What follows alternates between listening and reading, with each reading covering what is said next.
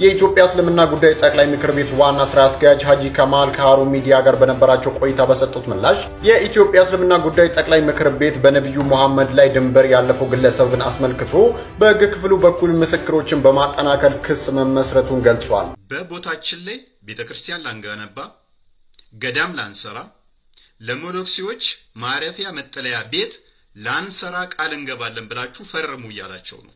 የኢስላሚክ ቡድኖች ጋም ተጋግዘንም ቢሆን ሀገራችንን ያለብንን እዳ ኢንሻአላህ በአላህ ፍቃድ ይነሳል።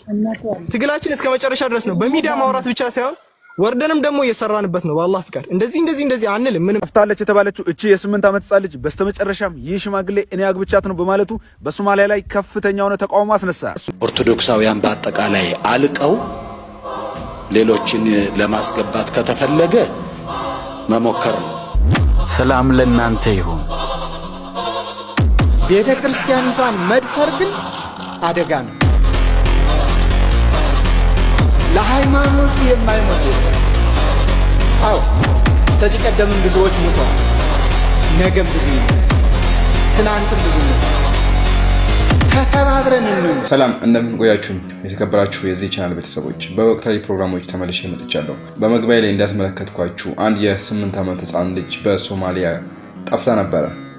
ከዛ ተገኘች እና ምንድነው የሚገርመው ካላችሁ እቺ ህፃን ስትገኝ ትልቅ ሰውዬ አግብቷት ነበረ። የማስመለከታችሁ ይሆናል። ላይቭ ላይ ቁጭ ብለው ጂሃድ ሊያውጁብን ሲመካከሩ የሚያሳይ ቪዲዮ ወጥቷል። እሱንም ማሳያችኋለሁ። ሌላው ደግሞ ከኦርቶዶክስ ወጥቻለሁ ወደ ሌላ ቤተ እምነት ገብቻለሁ፣ በተለይ አሁን ደግሞ ወደ እስልምና ገብቻለሁ የሚሉ ብዙ ግለሰቦች አሉ። ነገር ግን ብዙዎቹ ውሸታም ናቸው፣ በውሸታቸው ተይዘዋል። እንመለከታለን። የወንድማችን የእፎይም መልእክት አለ። ብቻ ላይክ፣ ሰብስክራይብ በማድረግ እስከ መጨረሻው ድረስ አብራችሁ ቆያችሁ። ብዙ አዳዲስና ወቅታዊ ፕሮግራሞችን እንመለከታለን። ታዲያ እስኪ ከዚህ እንጀምር።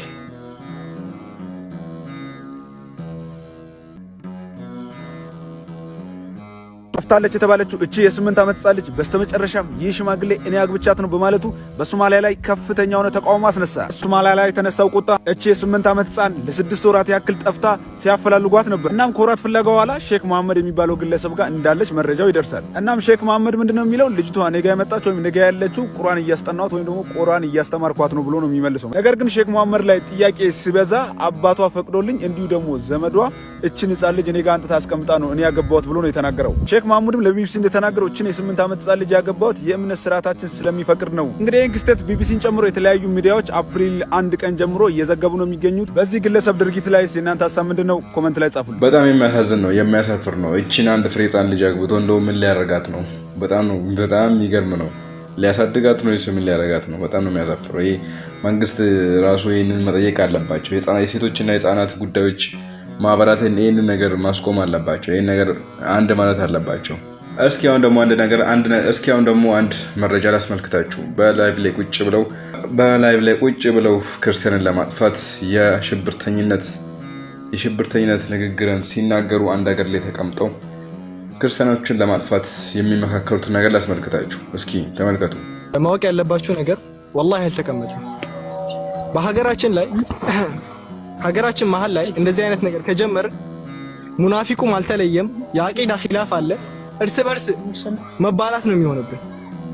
ስለዚህ ማድረግ የምንችለው ነገር ካለ ወይንም የሚሆን አንድ የሚት አድርጋ የሚሆን ነገር ማስቀምጠው እንደ መፍትሄ የፈለገ በሽብር ቢፈረጁ የፈለገ ነገር ቢበል ስማቸው ቢጠለሽም ውሸትም ቢይነዙባቸው የኢስላሚክ ቡድኖች ጋም ተጋግዘንም ቢሆን ሀገራችንን ያለብንን እዳ ኢንሻአላህ በአላህ ፍቃድ ይነሳል።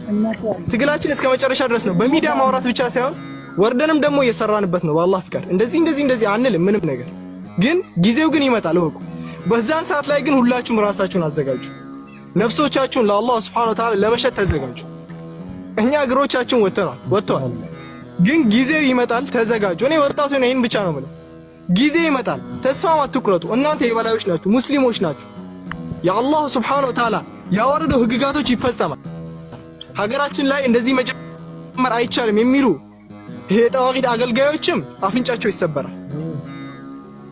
ከዚህ በፊትም ኢማም አህመድ ረሂመሁላህ እንዳሳካው እኛም እናሳካዋለን ወይም ደግሞ በዛ መንገድ እናልፋለን። ተቀምጠንም መሞታችን አልቀረም። ተቀምጠንም ሰላም አይሰጡም። ስለዚህ ወጣቱ ራስን አዘጋጅ፣ አጠንክር። እስከዛ በምትችለው ሁላ ተንቀሳቀስ። በማንም አጠብቅ፣ ሁሉም የድርሻውን ይወጣ። እኔ አንድ ተራ ሰው ነኝ፣ አንተም እንደዛው። ሁላችንም የድርሻችንን ግን አይቀርም። በአላህ ፍቃድ በዱዓ እንረሳሳ። ይሄ ጊዜ ይመጣል። ወላሂ በላይ የምንሆንበት። አብሽሩ፣ አብሽር በሉ። ጊዜ ይመጣል። እኔ በግልጽ ነው የምነግራችሁ።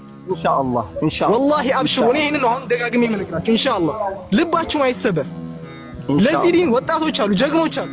ኢንሻአላህ ሁሉ ነገር እዚህ ጋር አይወራም። ስለዚህ አብሽሩ፣ አላህ ይዘንላችሁ። ሰላም አለይኩም። እንግዲህ ይሄ ሁሉ አንድ ሀገር ውስጥ ነው፣ አንድ መንግስት ያለበት ሀገር ውስጥ ነው።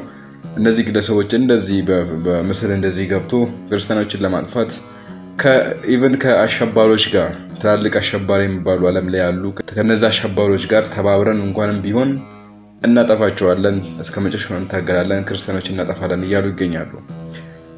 ምን ያክል እንደሚሳካላቸው እናያለን። እና በጣም የሚገርም ነው። ይህን ያክል ሽብርተኝነት፣ ይህን ያክል ወገንን ለማጥፋት የሚኬደው እርምጃ ይህን የሚመለከተው አካል ሁሉ ገብቶ መንግስትም ገብቶ እንዲህ አይነት ነገሮችን እንደዚህ አይነት ወንጀል የሚሰሩትን ግለሰቦች በህግ ተጠያቂ ካላደረገ ነገርየው እየከፋ ነው የሚሄደው።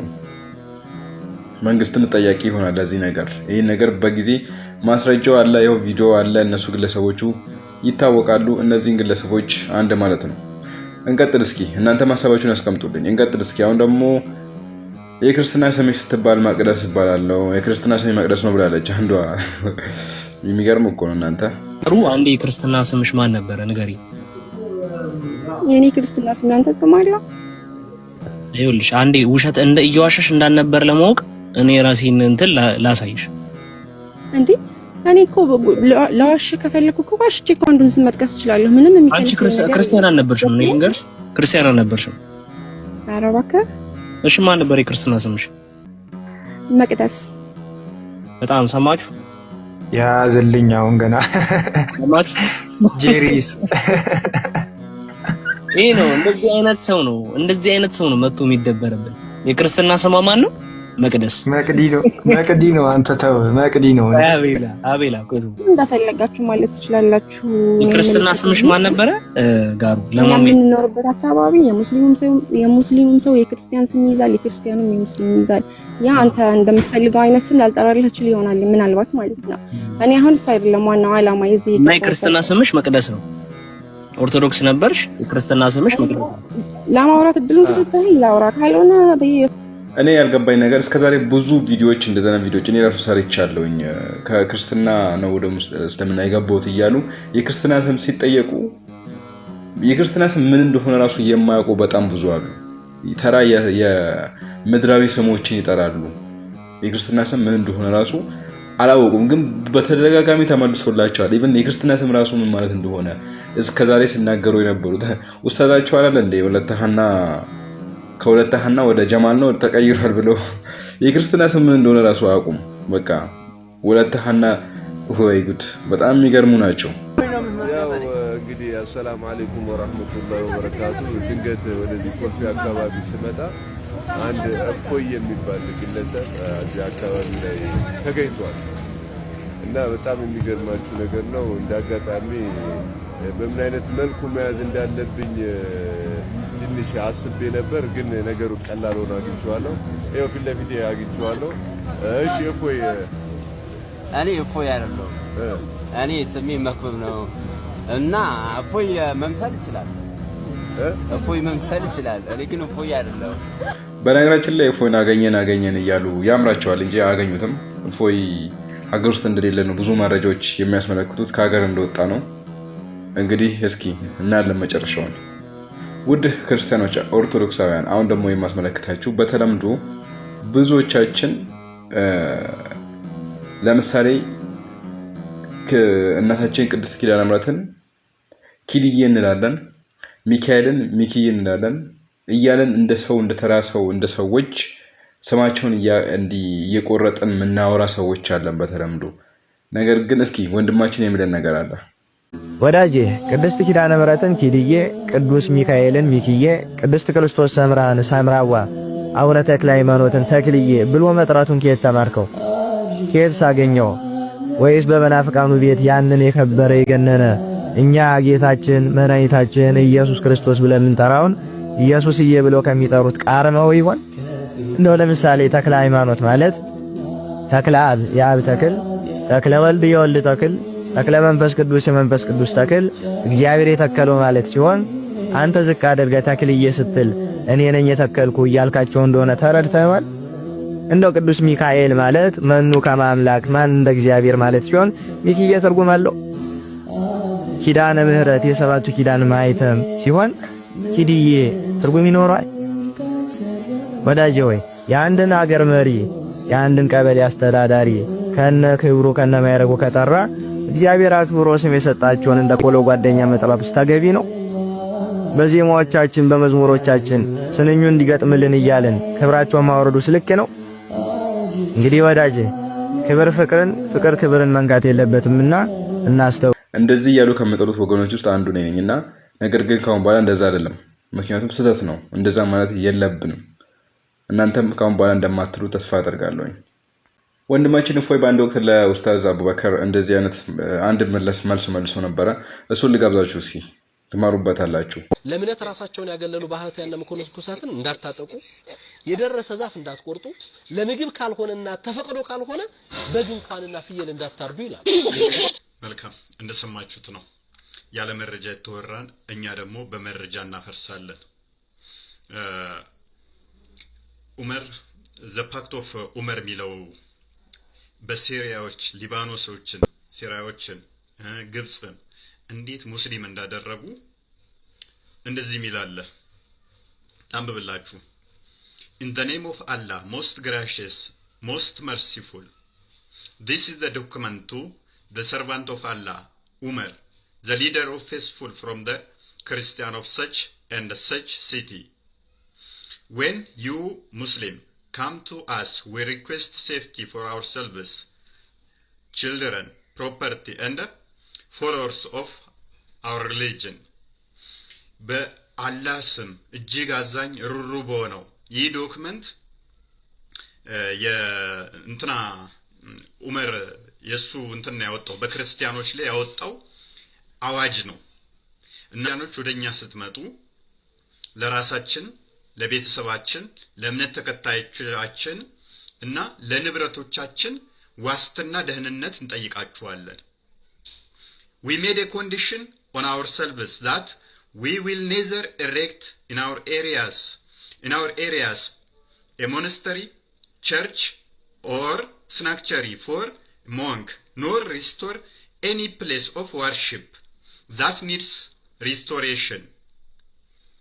በቦታችን ላይ ቤተክርስቲያን ላንገነባ፣ ገዳም ላንሰራ፣ ለሞኖክሲዎች ማረፊያ መጠለያ ቤት ላንሰራ ቃል እንገባለን ብላችሁ ፈርሙ እያላቸው ነው። አጥቅቷቸው እኮ ሄዶ ነው ክርስቲያን የሆኑ ቦታዎች ላይ ሄዶ ሙስሊሞች ሲመጡ እንደዚህ ያስደርጋል። We will not prevent any Muslim from resting in our churches, whether they come by day or night. በቀንም ሆነ በማታ ሙስሊሞች ወደ ቤተ ክርስቲያናችን ሊያርፉበት ከመጡ ልንከለክላቸው አይገባም፣ አንከለክልም ይላል። And we will open the doors of our houses of worship for the wayfarer and the passenger. ለመንገደኛ ደግሞ የጸሎት ቦታ ማምለኪያ ቦታችንን በራችንን ቤቱን እንከፍትላቸዋለን ይላል። Those Muslims who come as guests will enjoy boarding and food for 3 days. የመጡት ሙስሊሞች ደግሞ በቤታችን ውስጥ ለ3 ቀን ያህል ማረፊያ እንሰጣቸዋለን። ምግባቸውን እየበሉ ዘና ማለት ይችላሉላል። ሶ አንድ ሙስሊም ቢመጣ ቤት ውስጥ ለ3 ቀን ያህል አልጋህን ለቀህለት ምግብ እየሰጠኸው ማስተናገድ ግዴታ አለብህ ማለት ነው። ሰላማዊ ሃይማኖት ይሄ ነው። We will not allow spy against Muslims into our churches and homes. ሙስሊሞችን ስለላ የሚሰልሉ በቤተ ክርስቲያንም በቦታችንም እንደዚህ በቤታችንም አናደርግም ስለላ ነገር ማለት ነው። We will not teach our children the Quran. ልጆቻችንን ስለ ቁርአን አናስተምርም። Publicize practice of shirk. Invite anyone to shirk or prevent any of our fellows from embracing Islam if they choose to do so.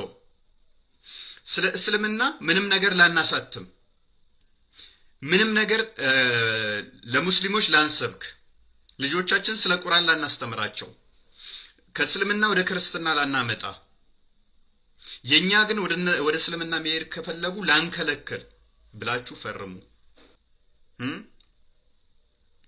We will respect Muslims, move from the place we sit in if they choose to sit in them. ሙስሊሞችን ልናከበር፣ ሙስሊሞች ከመጡ ቦታችንን ለቀን መቀመጥ ከፈለጉ እኛ ቦታ ላይ ቦታችንን ለነሱ ልንለቅላቸው ይገባል። We will not imitate their clothes, caps, turbans, sandals, hairstyles, speech, nicknames and title names. እነሱን የሚገልጹ ነገሮች ስሞችን፣ የቅጥል ስሞችን፣ ጫማ፣ ልብስ እንደዚህ አይነት ነገሮች በሙሉ ላናደርግ፣ ሙስሊሞች የሚለብሷቸውን አይነቶች በፍጹም ላናደርግ፣ ስምም ሆነ እንደዚህ አይነት ነገሮች ጫማም ላንጠቀም ብላችሁ ፈርሙ ይላል። We will not encrypt our stamps in Arabic. በአረብኛ ማህተብ ላንመታ ብላችሁ ፈርሙ ይላል። ምን አይነት አዋጅ እንደሆነ እንግዲህ አስቡት። ሄደው ኮረዋቸው ነው እንደዚህ አይነት አዋጅ የሚያውጁባቸው ማለት ነው። We will have the front of our hair cut. ተፍለፊ ጸጉራችንን ልንላጨው ልንቆረጥ። Wear our customary clothes wherever we are. የትኛውም ቦታ ላይ ብንሆን የተለመደ ልብስ እንለብስ፣ መዘነጥ አትችልም። ተመሳሳይ ልብስ ነው የምንለብሰው እነሱ እንዲለዩህ ማለት ነው። Wear belts around the waist. እንደዚህ ወገብህ ላይ የውርደት ቀበቶ ልታጠልቅ። We will not sound the bells in our churches. በቤተ ክርስቲያን ውስጥ ደውል ላናሰማ ላንደውል። አስባችሁታል? ደውል መደወል አትችልም። Or raise our voices while reciting our holy books inside our churches in the presence of Muslims. ሙስሊሞች በቤተ ክርስቲያናችን ውስጥ ካሉ ድምጻችንን ከፍ አድርገን መጽሐፍ ቅዱሳችንን ላናነብ። Nor raises our voices with the prayer at our funerals. ሰው ሞቶብን በቀብር ቦታ ላይ ጸሎት ስናደርግ ድምጻችንን ከፍ አድርገን ላንጸልይ። እንግዲህ ሰው ሞቶብን ስታለቅስ ራሱ ድምጽ መሰማት የለበትም። አስባችሁታል? Light torches in funeral. በቀብር ቦታ ላይ ሻማ ጧፍ ማብራት አትችልም። እንደዚህ አይነት አዋጅ ነው ያወጁት። The Pact of ዑመር በሉና ግቡና እዩት። ምን አይነት አስቀያሚ አዋጅ አውጀው። ለምሳሌ ሲሪያን፣ ሊባኖስን፣ ግብፅን እንዴት እንዳሰለሟቸው ሲምፕሊ ማወቅ ትችላላችሁ። ይሄ ሱራ አልተውባ ወይም 9ኛው ምዕራፍ ቁጥር 29 ላይ የሚገኝ ነው ቁርአኑ ላይ። ተፍሲር ኢብን ከቲር ሱራ 9 29ን የፈሰረበትን ይሄ አሁን ያነበብኩላችሁን በተመሳሳይ አስቀምጦታል። እንዴት ክርስቲያኖችን ማሰቃየት እንዳለባቸው ማለት ነው። እንዴት አድርገው አሰቃይተው ክርስቲያኑ ያሉበት ቦታን እንዴት ንብረት እንደሚወርሱ አስቀምጦታል። መጽሐፍ ቅዱስ ግን እንደዚህ ይላል። የሮሜ መልእክት ምዕራፍ 12 ቁጥር 14 ጀምሮ ላንብብላችሁ። የሚያሳድዷችሁ መርቁ፣ መርቁ እንጂ አትራገሙ። ደስ ከሚላቸው ጋር ደስ ይበላችሁ፣ ከሚያለቅሱ ጋር አልቅሱ። እርስ በርሳችሁ በአንድ ሐሳብ ተስማሙ። የትዕቢትን ነገር አታስቡ፣ ነገር ግን የትሕትናን ነገር ለመስራት ትጉ። ለማንም ስለ ክፉ ፈንታ ክፉን አትመልሱ፣ በሰው ሁሉ ፊት መልካም የሆነውን አስቡ። ቢቻላችሁስ በእናንተ በኩል ከሰው ጋር ሁሉ በሰላም ኑሩ። ተወዳጆች ሆይ ራሳችሁን አትበቀሉ፣ ለቁጣው ፈንታ ስጡ እንጂ በቀል የኔ ነው፣ እኔ ብድራቱን እመልሳለሁ ይላል ጌታ ተብሎ ተጽፏልና። ጥላት ግን ቢራብ አብላው፣ ቢጠማም አጠጣው። ይህን በማድረግ በራሱ ላይ የእሳት ፍም ትከምራለህ። ክፉን በመልካም አሸንፉ እንጂ በክፉ አታሸንፉ። ስለዚህ አሁን ምርጫው እናንተ ነው። ሩሩ አዛኙ ማን ነው? ቤትህ መጥቼ ለ3 ቀን ያህል እንደፈለግኩ ብሆን ግዴታ አለብህ ብሎ አስገድዶ የሚያደርገው ነው? ቤተ ክርስቲያን ውስጥ ማረፍ ከፈለግኩኝ ከፍቅረኛው ጋር ቤተ ክርስቲያን ውስጥ ነው እንትን ማለት ለ3 ቀን ካለ በሩ መክፈት አለብህ። ጸሎት እንዳትጸልይ ካለ መፍቱ ነው። ሱራ 9:29 ይሄንን ነው የሚሰብከው። ምን አይነት እንደሆነ አስቡት እንግዲህ። እስልምና ይሄ ነው። ያልተጻፈ በሐሰት ማሞጋገስ አይቻልም። የተጻፈውን እንዲያነበብን እናጋልጣለን። የሐሰት መረጃን እንደዚህ በእውነት እናፈርሰዋለን። ወደ መጨረሻው መረጃ ደርሰናል ክቡራን ተመልካቾቼ። በመጨረሻ የማስመለከታችሁ እፎይ ላይ ድጋሚ ሌላ ክስ መጅሊሱ አውጥቷል የሚል ነው። እኛ እስከዛሬም እንዳየነው የእስር ትዕዛዝ ወጥቶበታል የሚሉ መረጃዎች ዝም ብሎ ይሰራጫሉ እንጂ አንድም የፖሊስ መረጃን ዶክመንት ሆኖ አላየንም። እንዲሁ አንዱ ግለሰብ የተነሳ ብቻ እንደዚህ አይነት ዜና ሲያሰራጭ ነው የሚገኘው። የእስር ትዕዛዝ ወጥቶበታል ይባላል። ምንም ግን የፖሊስን ሆነ የትኛውንም ደብዳቤ ያየነው መረጃ የለም ከወሬ በዘለለ። እንግዲህ አሁንም ድጋሚ ሌላ ክስ ተነስቶበታል፣ ሌላ ድጋሚ የእስር ትዕዛዝ ወጥቶበታል የሚል መረጃ ነው። እሱን ተመልከቱልኝ ክቡራን ተመልካቾች። እኔ በአዲስና በወቅታዊ ፕሮግራም ተመልሼ እመጣለሁ። የእግዚአብሔር ሰላም ከኔም ከናንተ ጋር ይቆይ። ቸር ቆዩልኝ። ከሳምንታት በፊት በነብዩ መሐመድ ላይ ድንበር ያለፈውን እፎይ የተባለ ግለሰብ መጅሊሱ በሕግ ክፍሉ በኩል ክስ መመስረቱ መገለጹ ይታወሳል። ይህንን ጉዳይ አስመልክቶ ሀሩን ሚዲያ የክሱን ሂደት ምን ላይ ደረሰ የሚለውን ጠይቋል ሲል ሀሩን ሚዲያ ይህንን መረጃ አጋርቷል። የኢትዮጵያ እስልምና ጉዳዮች ጠቅላይ ምክር ቤት ዋና ስራ አስኪያጅ ሀጂ ከማል ከሀሩን ሚዲያ ጋር በነበራቸው ቆይታ በሰጡት ምላሽ የኢትዮጵያ እስልምና ጉዳዮች ጠቅላይ ምክር ቤት በነብዩ መሐመድ ላይ ድንበር ያለፈው ግለሰብን አስመልክቶ በሕግ ክፍሉ በኩል ምስክሮችን በማጠናከር ክስ መመስረቱን ገልጿል። ይሁንና ግለሰቡ እስካሁን ድረስ በሕግ ቁጥጥር ስር አለመዋል የተገለጸ ሲሆን መጅሊሱ ግለሰቡ በሕግ ቁጥጥር ስር እስከሚውል ክትትሉን እንደሚቀጥልም ነው የገለጸው። በነብዩ መሐመድ ላይ ድንበር የሚያልፉ ግለሰቦችን ፈጽሞ እንደማይታገዝ የገለጸው ጠቅላይ ምክር ቤቱ መሰል ጥፋት በሚፈጽሙ ግለሰቦች ላይ በሕግ አግባብ የጀመረውን እርምጃ እንደሚቀጥልም ነው የገለጸው። ክስ የተመሰረተበት ግለሰብ ክሱ ተጠናክሮ ለፖሊስ ቀርቦ የእስር ማዘዣ የወጣ ቢሆንም እስካሁን በቁጥጥር ስር አለመዋል። ሰውን በየቀኑ ሰላማዊ ህሊና የሚሰጠው ምን እንደሆነ ንገራችሁ፣ ለሰው መልካም ማድረግ